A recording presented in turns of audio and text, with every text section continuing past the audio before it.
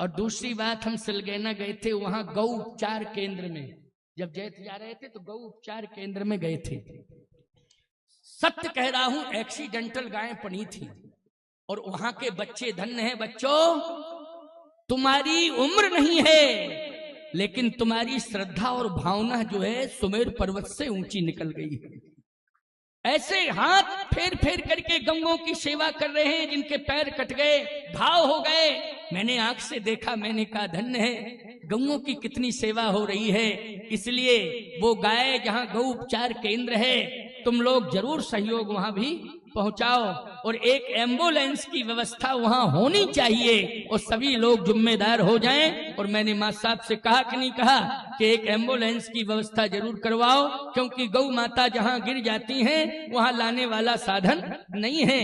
इसलिए आप सबसे कह रहा हूं, सभी से कह रहा हूं, केवल अपनी ही बात नहीं करता हूं, मैं गौ माँ की बात करता हूं, नर्मदा माँ की बात करता हूं, नर्मदा के पुत्रों की भी बात करता हूं। मैंने नर्मदा पुत्र के सेवा की बात कही कि नहीं कही, बोलो, कि उनका विशेष ध्यान रखना। गौ माता के बारे में कहा ध्यान रखना विशेष रूप से। इसलिए सभी लोग गौ उपचार केंद्र पर भी ध्यान दें। एक एम्बुलेंस की व्यवस्था होनी चाहिए, किस तरह होगी सब लोग विचार कर लेना।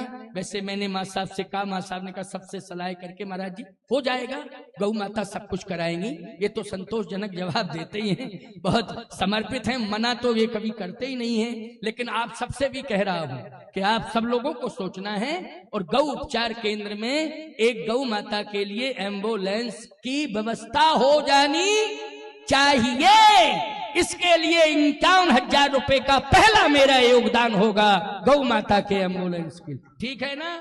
51,000 रुपया का पहला मेरा नाम लिख लेना उसमें। और अगर कहीं मध्य प्रदेश शासन के द्वारा व्यवस्था हो जाए तो कोई बात नहीं है, तो 51,000 गौ सेवा में लगा देंगे। भूसा दाना कुछ भी आ जाएगा, क्यों भाई, वो तो गौ माता के नाम पर है। लेकिन एक एम्बुलेंस की व्यवस्था करनी है, इसके लिए आप सब जिम्मेदार हो। समझ में आ गई बात कि नहीं आ गई?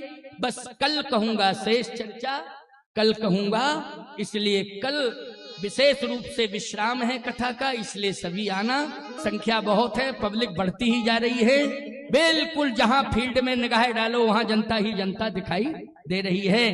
धन्य है रोटी बाबा, मां नर्मदा की कृपा हो गई और ऐसी बढ़िया कृपा हुई है कि बहुत लंबा सफर है और सफल सफर है तुम्हारा।